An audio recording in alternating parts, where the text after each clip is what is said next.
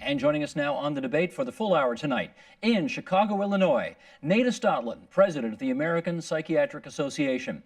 In New York, New York, Michael First, professor of clinical psychiatry at Columbia University. And here in studio, Susan Abbey, president of the Canadian Psychiatric Association. Kenneth Zucker, psychologist-in-chief at the Center for Addiction and Mental Health. Edward Shorter, professor of psychiatry at the University of Toronto and the author of Before Prozac, The Troubled History of Mood Disorders in Psychiatry. And David Goldbloom, senior medical advisor of education and public affairs, also at CAMH, the Center for Addiction and Mental Health. We welcome everybody tonight, both here in studio and south of the border, to a discussion this evening that focuses on this, which I'm told is the Bible if you're in the psychiatric business. This is a lengthy book, and it has not been updated in a rather long time, almost 2 decades. David Goldbloom, why don't you start us off? You call it the DSM. What is it? The DSM is the Diagnostic and Statistical Manual, about to undergo its 5th revision, and it is basically a classification system for understanding mental disorders. And I guess you led off by calling it the Bible, Steve, and I have to say, when it comes to using religious metaphor, there is lots of room between being a strict fundamentalist and being a profound atheist. And I think for a lot of practicing psychiatrists, and I'm one of them, we don't view it as a Bible. We view it as a guide, as a common language, as a way of communicating, and as a way of classifying, because human beings are relentless classifiers. The less we understand something, the more we try to put a frame around it and organize it so we can understand it better. Well, let me follow up with Nada on that. How important then is the DSM, the Diagnostic and Statistical Manual, to what you do? Well, it's very important. It's essential to research so that people in different places in Toronto and Chicago are doing research are talking about the same thing. And it's essential to clinical care. Before you get care, we have to know what's wrong with you. And before we can study what helps, what's wrong with you, we need to know, have a common definition. Okay, so Michael, we use it every day. Michael First, you are not just professor of clinical psychiatry at Columbia, but you are actually the editor of this thing I hold in my hand, DSM-4-TR, which was, I guess, a somewhat updated version of DSM-4. So how important do you think the DSM is to the psychiatric profession? Well, it provides, I think the idea of the common language is really very, very important. Before DSM-3, which came out in 1980, the prior DSMs were based on psychoanalytic theory, which was not accepted by all mental health professionals. And one of the big breakthroughs about DSM-3 was to have kind of an approach that relied on the descriptions of symptoms, which allowed different clinicians from different theoretical orientations to be able to agree on how the diagnoses present. So it's really a way to allow everyone to be speaking the same language. Gotcha. Susan Abbey, why do you need an updated one of these now? Well, I think we need an updated one for a lot of reasons. I think we need one for communication, for research. I think it's also really important for our patients. It's the gateway in often for people to benefits. I think we originally envisaged this as something that was going to be primarily for psychiatry, but now it's become for everybody, and people can't get access to care, can't get benefits, can't get insurance, can't get disability without that little code from the Silver Book. Yeah. From the Silver Book. The Silver Book. I called it a Bible. Was I right? Well, yeah, no, that's why I call it a Bible when I'm teaching the students. I think there is this, range of devotion. So are you an evangelical Christian on this, or are you an agnostic or an atheist? Oh, I think agnostic. You're agnostic on the DSM. I don't think there are any psychiatrists who are regarded as a Bible, who are fundamentalists. It's a tool. It's a tool and a guide. Yes. Okay. I want to put up a graphic here, if I can, as we chart the list of recognized disorders or mental illnesses over the course of the years. The first DSM came out in 1952, and if you look at the monitors here in the studio, you can see that in that year there were fewer than 100 disorders that were listed in the DSM. But then as you go through the years, to the point where 1994, which was the last major revision, yes, there was that slight update in 2000, but the last major revision in 94, we're upwards of almost 300 at this point right now.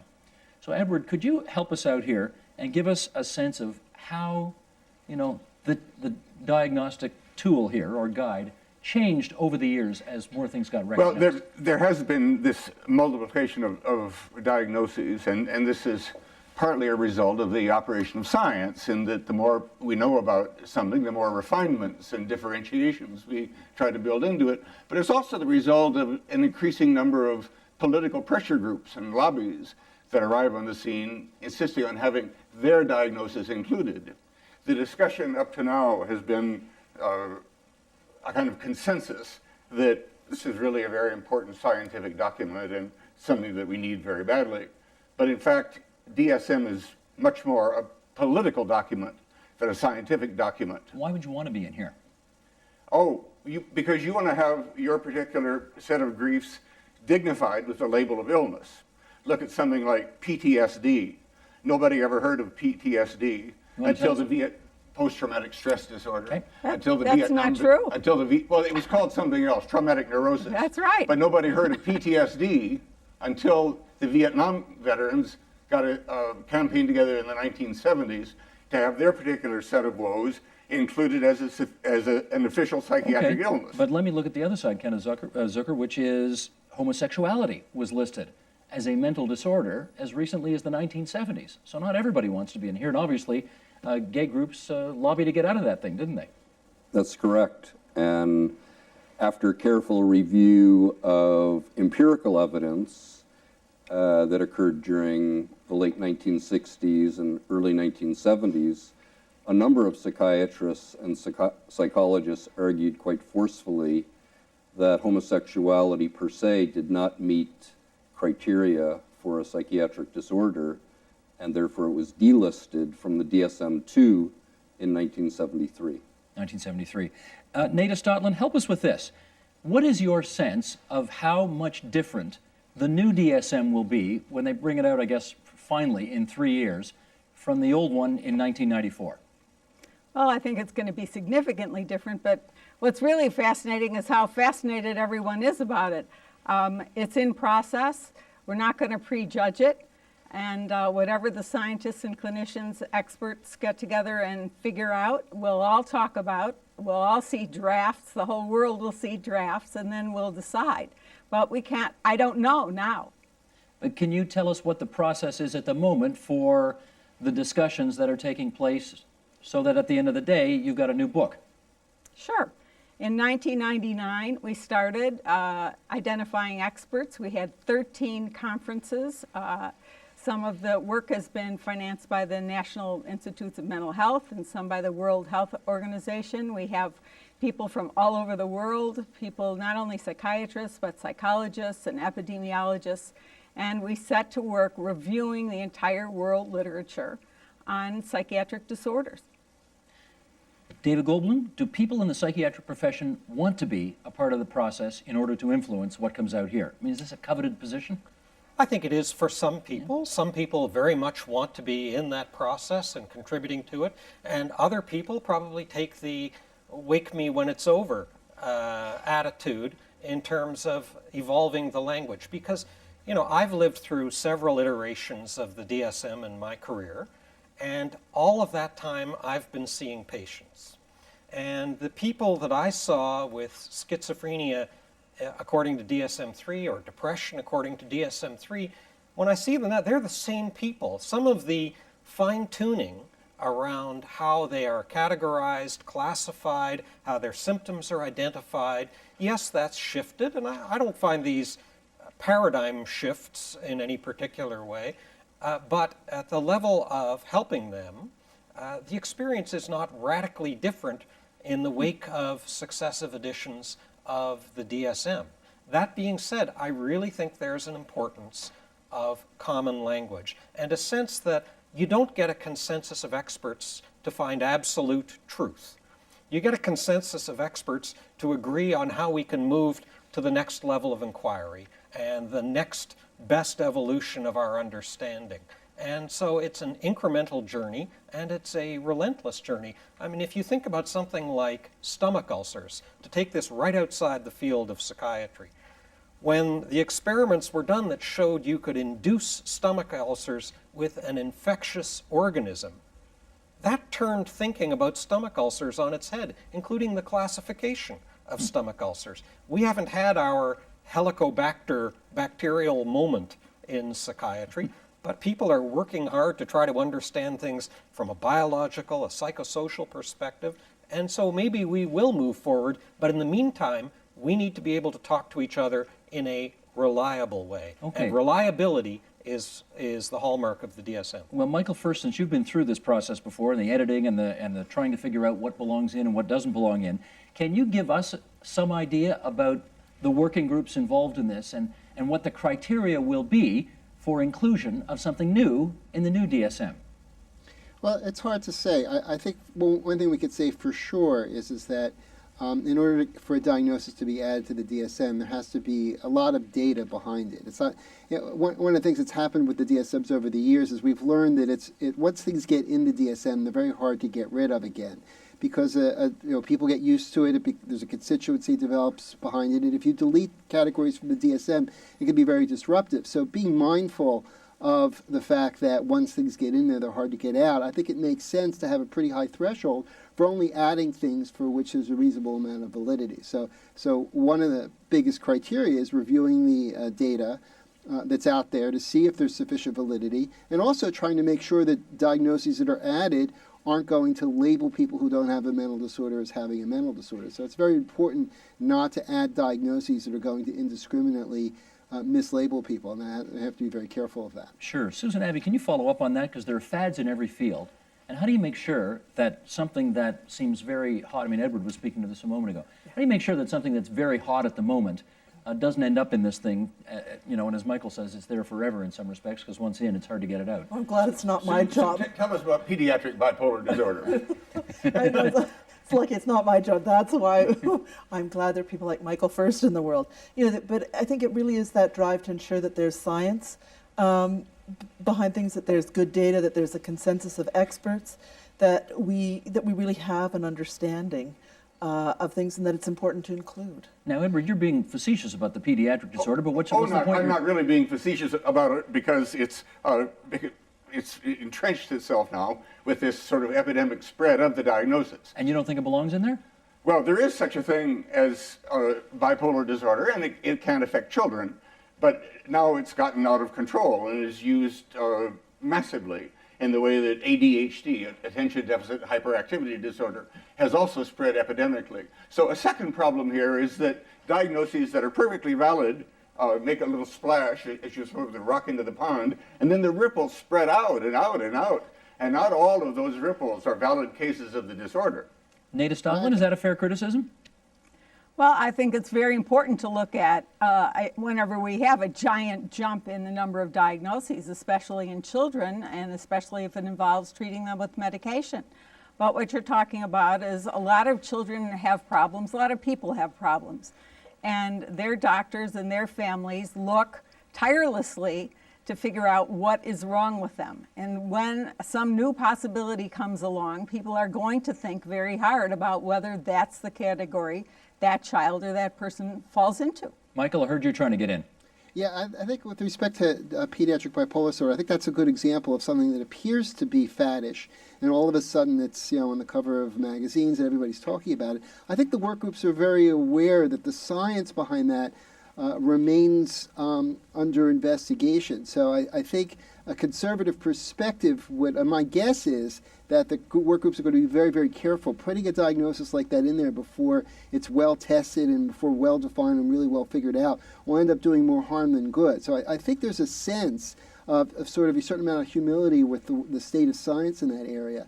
And I would doubt that there'll be any rushes to put diagnoses in simply because they're fads. I think there's a real reluctance to put something in there before it's ready. Well, Kenneth Zucker, the question on the other side then becomes, how open do you think the various working groups will be to new things for the next book?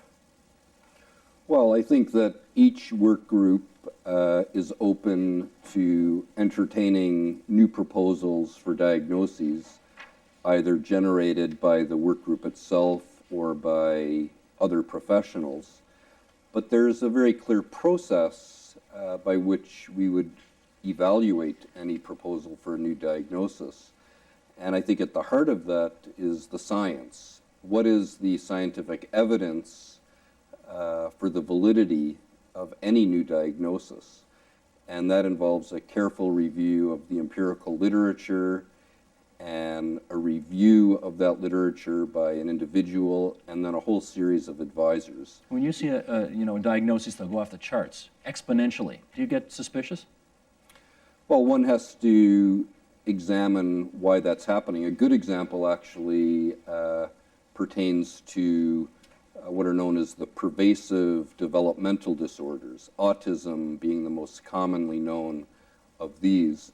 Over the last 10 or 15 years, it's been reported that the diagnosis of PDDs has risen tremendously. So the question is there some type of outbreak of PDD in the population, or is it something else? And I think that the conclusion is that the increase in the diagnosis is a result of a more wider or broader definition of the pervasive developmental disorders. I bet he wants a comment on this. Edward Schroeder, you want to come back on that? Well, diagnoses can increase exponentially either because they are more recognized by professionals or because they're more needed by parents and school teachers. And when we look at this absolute epidemic of disorders that is breaking out among the nation's children, we have to ask ourselves, is it really the case that children are now so diseased? Or is it that their caregivers are having trouble coping with them and need diagnoses in order to be able to say to themselves, it's not our fault, we didn't screw up the kids, they've got an illness. So more political than medical. Right, so there are social needs for some of these diagnoses. Let me read an excerpt from the New York Times here. This is from back in September of 2007. Mind Over Manual, we're calling this. The diagnosis of, say, schizophrenia did not reflect a known cause in the way syphilis is known to be an infection with a spirochete bacterium. The writers of the DSM-3 were confident that science would one day fill this vacuum. Yet 3 decades later, psychiatry still lacks a firm grasp of the causal underpinnings of mental illness. That's by, causal underpinnings of mental illness. Edward, what is the writer saying in this paragraph here? That there is, look, take a diagnosis like schizophrenia, which is just has established itself as firmly as granite in psychiatry. And yet it's possible that there is no such thing as schizophrenia simply because there aren't any objective tests for it in the way that there are for something like melancholic forms of depression, for example, have an objective test. There are other diagnoses in psychiatry that have other ways of ascertaining their validity, saying, yes, this is a real disease. So for schizophrenia, for example, we know that there are patients who are out there suffering, but we don't know that all those sufferers with chronic psychosis have the same illness. It's quite possible that there are a number of different brain syndromes that have as their final common pathway chronic psychosis, but are really very different illnesses. And so to call all of these schizophrenia is a kind of abdication of the scientific process. Nada, you want to come back at that? Well, that's why we're having a scientific process. That's the very reason. My colleague who wrote that in the New York Times, talk about spirochetes and syphilis, that's true for a very narrow spectrum of infectious diseases. We don't know what causes cancer. We don't know why some people's immune systems turn on them and cause multiple sclerosis or diabetes. We do the best we can at the time, and our job is to keep doing the research. And when, for example, we were talking about when there's a big rise in the diagnosis, that should make us curious. What's going on? It could, sometimes there is an epidemic of something, and we need to know about that. People look into whether it's something in the food that the children are eating. That's a worthy question. It has to be investigated. And probably, and then that diagnosis may mute out after a while. But it's a cause for curiosity. David. You know, I think there's a couple of really important points here in what we're talking about. Number one is that there is an extraordinary reproducibility, and I'm saying this as a clinician, in the kinds of symptoms that people experience around our major disorders, be they mood disorders or psychotic disorders, and it is really stunning to witness as a clinician people who have very, very different lives, very different trajectories, who, when they fall psychiatrically ill, experience extraordinarily reproducible symptoms, that makes you believe that there is indeed a pattern or a cluster of symptoms that tends to band together. And indeed, for all of medicine, not simply psychiatry, if there were not any discernible patterns, which is the foundation for classification, we'd be screwed. We'd be terrified. Every time a patient walked into your office, you'd say, whoa, never seen this before. And you'd be in a state of severe panic by the end of the day. So that pattern recognition is a core feature of clinical medicine, of history taking in clinical medicine, and it's also a core feature of psychiatry. The second point I want to make is that there's an undercurrent to this discussion that somehow by generating more and more diagnoses, people are going to be unwittingly labeled. They were just happily walking down the street whistling Dixie, and some psychiatrist tracks them down and says, by the way, on page 512, I found what's wrong with you, and that they had nothing that they were concerned about. The reality is, people come seeking help for a whole variety of human problems. Now, clearly, there's a danger sometimes in labeling too early, in putting people in a box too early, but people are seeking to make sense of the chaos of some of the experience associated with mental illnesses. And we have a job, as do all physicians, to try to make sense out of that chaos, try to put an order and a frame around it, which for most patients is actually more comforting than distressing. Okay, we should remind our viewers that we are reviewing tonight this thing. Some people call it the Bible of the psychiatric industry. Others say it is merely a guide. It's the DSM-4, which will soon be out, I guess in 3 years, as the DSM-5, Diagnostic and Statistical Manual of Mental Disorders. It is the guide that the psychiatric professions on both sides of the border use. And one of the things that I have been hearing about the review that is taking place right now is that not everybody's happy with the way it's happening. And to that end, I want to read something that Arlene Kaplan wrote in psychiatrictimes.com earlier this year. She writes, for several months, Robert Spitzer, MD, former chair of the work group for DSM-3 and DSM-3R, and a professor of psychiatry at Columbia University, he's condemned the confidentiality agreements required of DSM-5 participants, that's the next one, and urged the APA's board, the Psychiatric Association's board, to make the DSM-5 revision process more transparent by placing detailed minutes of the task force and work group conference calls and meetings on the DSM-5 website. Nate, I've got to go to you first on this. These working groups are meeting, I gather, privately. Should they be held in public, these meetings?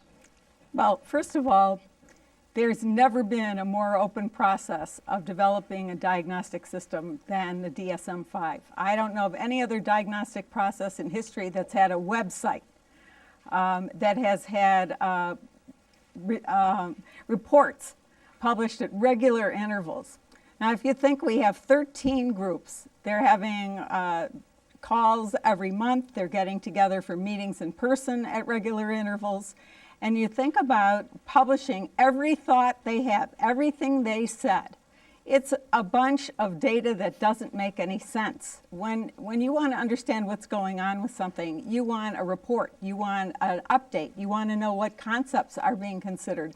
It doesn't help you to know every thought, every statement that someone made during a discussion.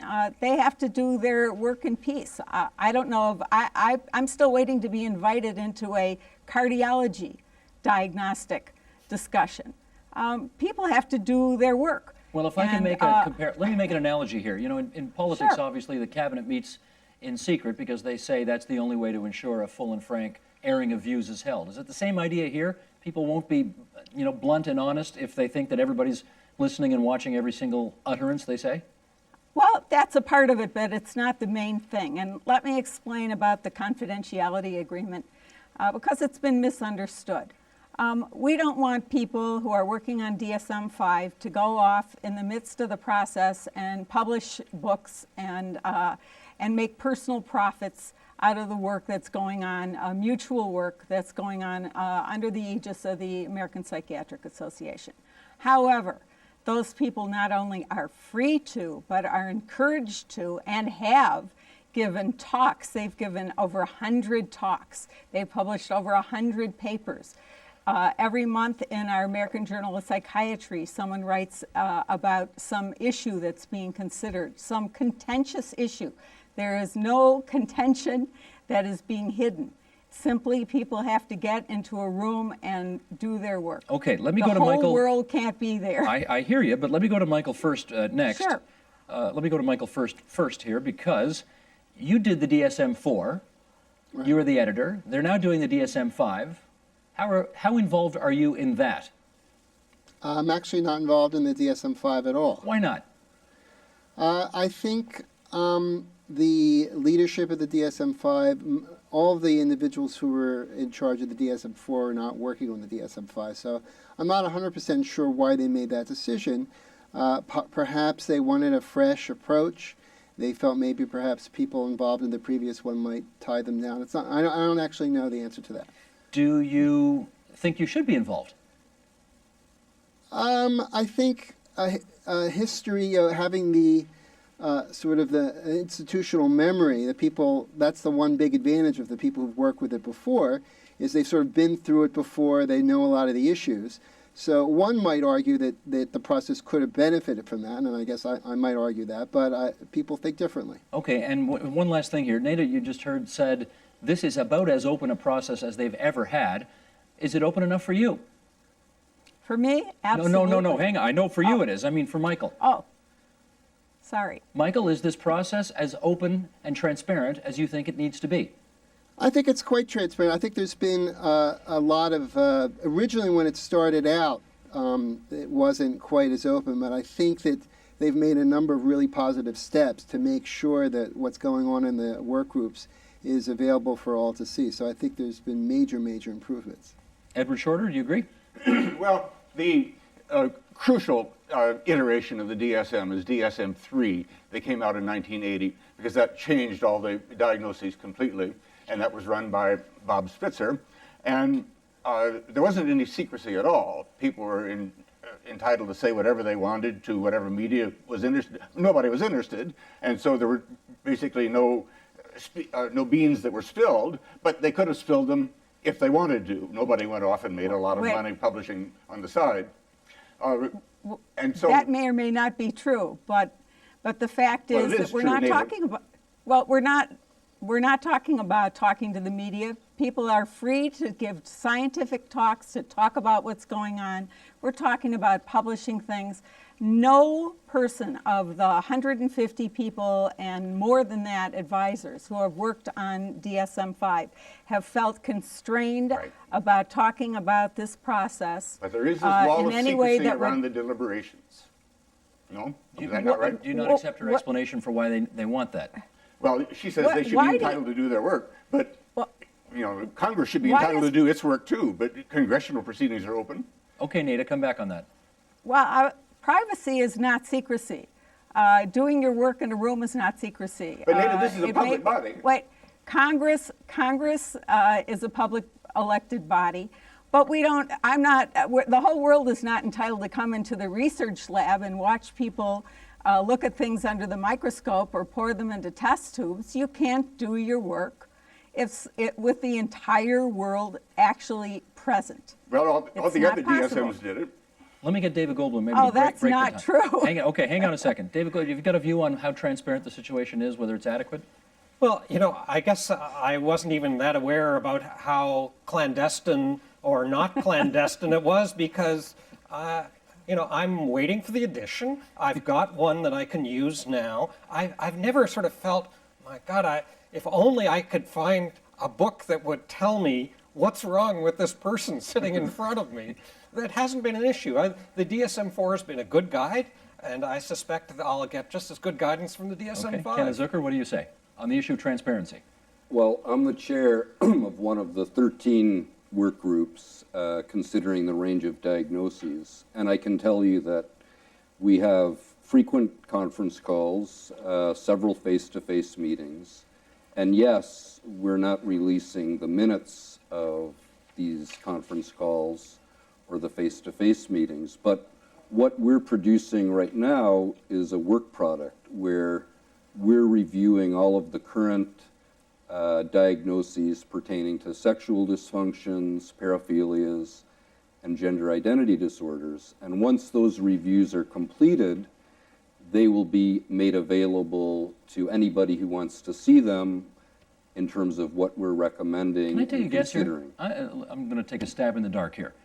That you're not releasing the minutes of the working group meeting that you're chairing because, A, it's some of the stuff you're talking about is potentially very controversial, and second, you don't want the kinds of groups, political groups, special interest political groups, to start attacking you in the media before you've even had a chance to put recommendations to paper, and you're nervous about that. Is that possible? Well, I think that a lot of what's in our minutes is actually boring, like when should we have our next conference Okay, but call? that's not what I'm talking about. But I think that the reviews that will come out of this process will reflect the debate that we're considering around each diagnosis. Nada, I hear you trying to get in. Yeah. Yes, I am, because we've had no shortage of controversy without any specific minutes, moment-to-moment minutes. That's what minutes are. That's what happened every minute. I've had plenty of emails from people who feel strongly about the disorders that Dr. Zucker and his group are working on. People can go to our website and weigh in. The entire world is welcome to come to the DSM website and weigh in. And as Kenneth says, once we have drafts, they will go out and the quality of the research that's been done and the quality of the thinking and the conclusions, the suggestions for the criteria and the diagnoses will be out there for the public before the work is finalized. Okay, just to remind everybody, they can go to our website, tvo.org, if they want to find the URL for your website and do just what you've suggested they do. I want to raise another interest here. We're calling this one competing interests because there has been some discussion and debate about another area of transparency. Michael, let's bring up this graphic and I'll read this one. Last year, says Arlene Kaplan, once again from psychiatrictimes.com, last year the Center for Science and the Public Interest in its May 5 Integrity in Science publication noted that more than half of the 28 members of the DSM-5 task force have ties to the drug industry. They ranged from small to extensive. Leading the pack was William Carpenter Jr., who over the past 5 years worked as a consultant for 13 drug companies. Okay, I'd like to get some discussion about the seriousness or not of these relationships. Edward, what do you say? Well, when DSM-3 was drawn up in 1980, there was no input of any kind, no pressure of any kind from industry. These academics had it solely in their own responsibility to mess up, okay? Now, in the meantime, these diagnoses that DSM-3 coined have become like gold. They're worth billions of dollars to the pharmaceutical industry. And industry now has a strong interest in the maintenance of such diagnoses as major depression, worth billions, schizophrenia, likewise. So that's a source of outside influence right there. But I'm just trying to be sure here. Are you alleging that their work is compromised by virtue of their having consulted for drug companies, or are you just saying it looks bad? Well, it's very hard to find a smoking gun here, but we know about Senator Grassley's committee looking at the difference between what leading psychiatrists reported their incomes to be and what it turned out the drug companies had actually paid them. And many of the leaders of the profession turn out to have lied through their teeth about their involvement with the pharmaceutical industry. Now, none of these people who've been named by Grassley are involved with DSM-5. Nonetheless, there is a kind of pervasiveness of the influence of the drug industry that runs throughout the field now. It didn't in 1980.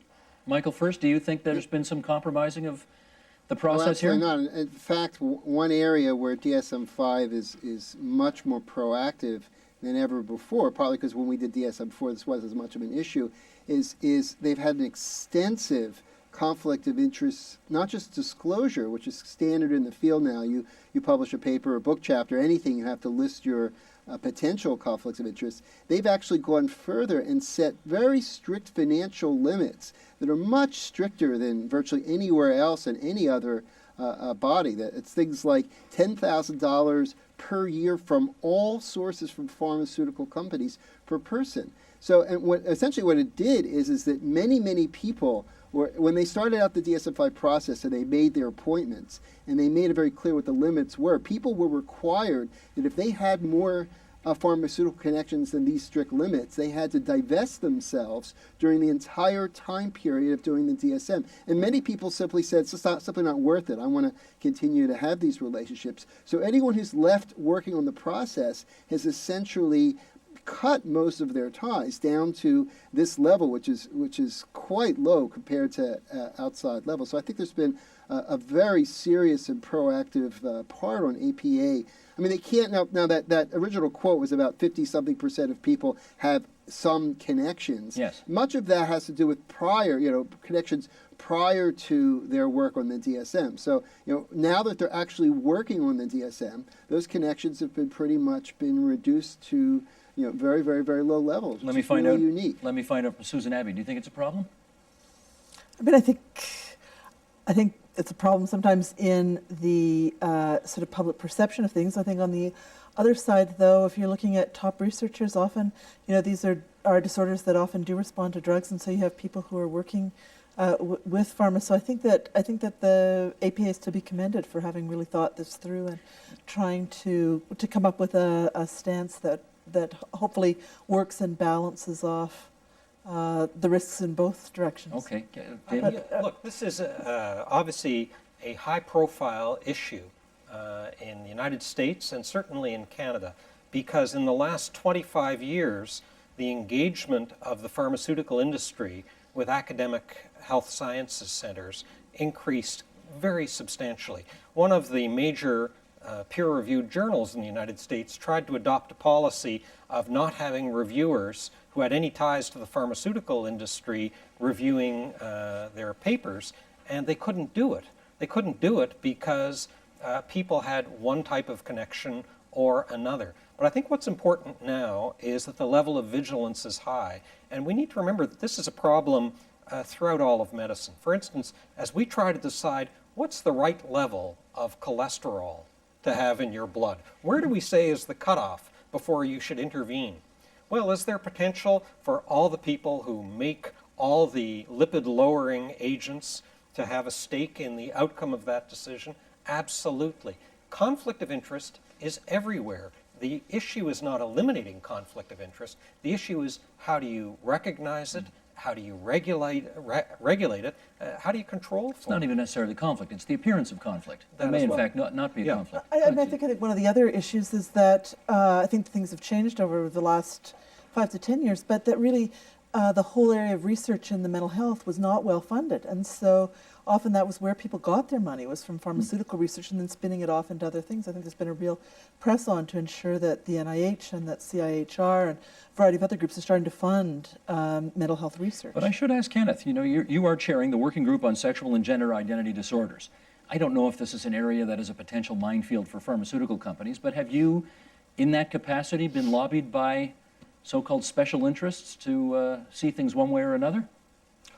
Well, my personal lifetime earnings from pharmaceutical companies is 0 cents, but the domain where it could be a problem are the sexual dysfunctions. So with the discovery of Viagra as a very effective medication to treat erectile dysfunction in men,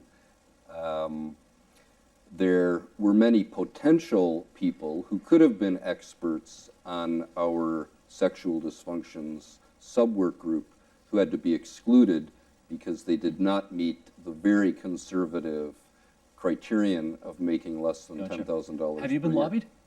No. You have not been? No. Fair to say that some special interest groups that for whom sexual and gender identity issues is key are not thrilled with you being chair of this working group? Well, in the arena of sex and gender, I would be very surprised if there wasn't controversy. Human sexuality and human gender identity are such important parts of people's lives. Everybody has strong feelings about these parameters. And yes, in the area, for example, of gender identity disorders, there's controversy about the diagnosis. So for example, some adults who have this diagnosis would like it to be removed from the DSM-5. On the other hand, there are other adults with the diagnosis who would like it to be retained for various reasons, including access to health care. Gotcha. We've got less than 15 minutes here, and I'd like to, if I can in our remaining time, go through a bit of a checklist to see what either is under consideration, maybe in the next DSM, may not be. And, you know, this is kind of a random checklist of things. So, David Goldbloom, let me start with you. We've heard the expression shopaholic. Right. Now, usually when you put a holic at the end of something, that's a bad thing. It's a syndrome of some kind. Would you say compulsive shopping is potentially a psychiatric disorder that ought to be in the next DSM? As an autonomous, standalone disorder, Yes. that, you know, everything is great except for the fact that you are a compulsive shopper, I'd have a little trouble with this. And I'll tell you where some of my disquiet comes from. We see people every day in our hospitals, our offices, our emergency rooms, who are suffering from fairly severe mental illness.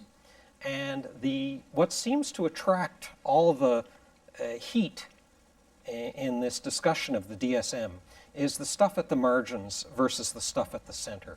The stuff that has been around since Hippocrates, with descriptions written thousands of years ago that could easily match up with the DSM-4 criteria. And to me, that as a clinician, that's where the action really is. And although this tends to attract media attention, things like compulsive shopping, whether it makes it in or makes it or doesn't make the cut, or it's listed under conditions for future consideration, that kind of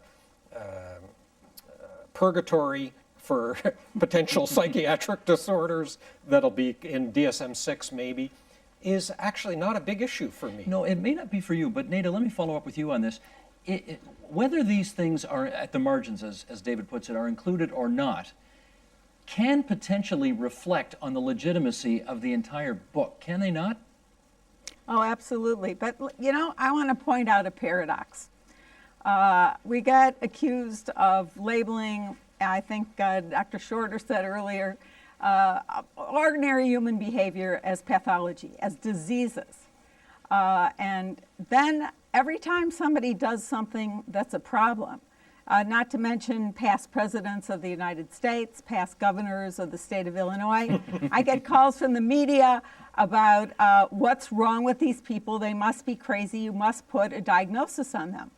And so we live in the middle of that paradox that people want to understand why people would do self-defeating, painful things or things that hurt other people, and on the other hand, not call everybody and their brother, as Dr.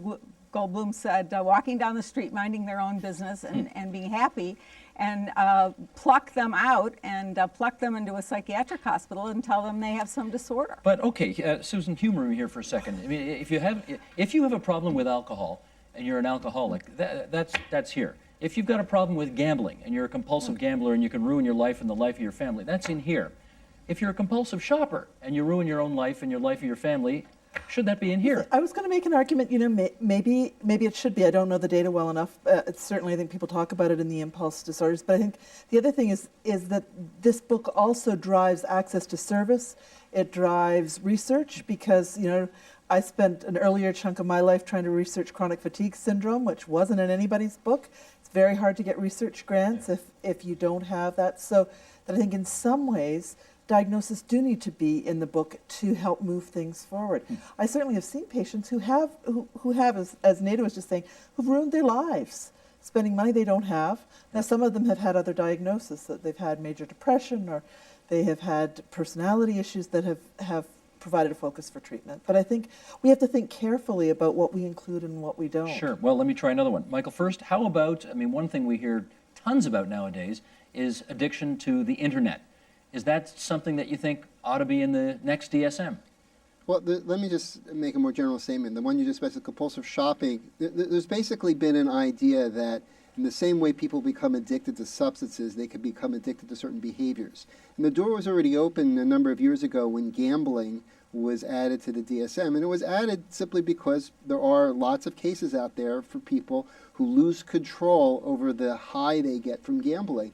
And just by simple logical extension, there are other behaviors that for certain selected individuals are so thrilling and create such a high, they become drawn to that. Shopping's one.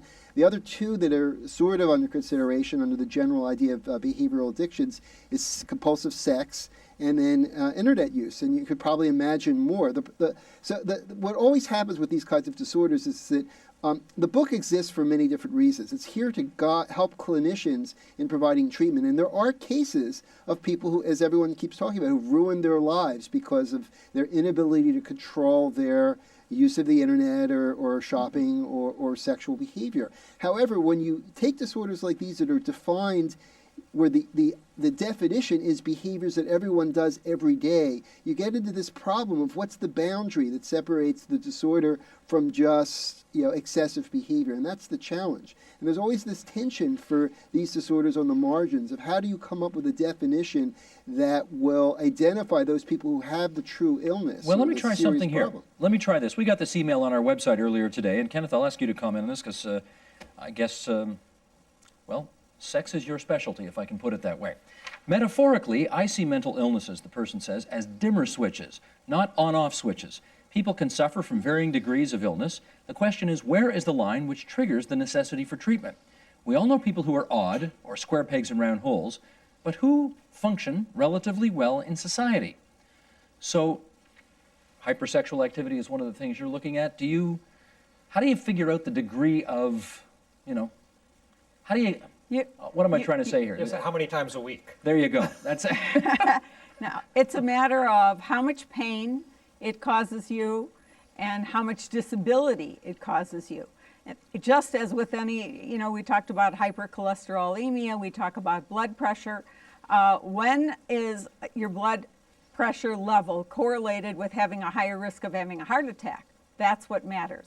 And so it's a matter sometimes, and we're talking about dimensional characteristics for DSM-5. That is, how bad is it? And you try to make cutoffs where the behavior or the condition or the feeling is interfering with someone's functioning. Kenneth, you want to weigh in on hypersexuality? Well, I think it's a good example of how clinicians and researchers wrestle with that cut point, as Dr. First pointed out, between normality and pathology. And there's definitely a gray zone in the business of human behavior.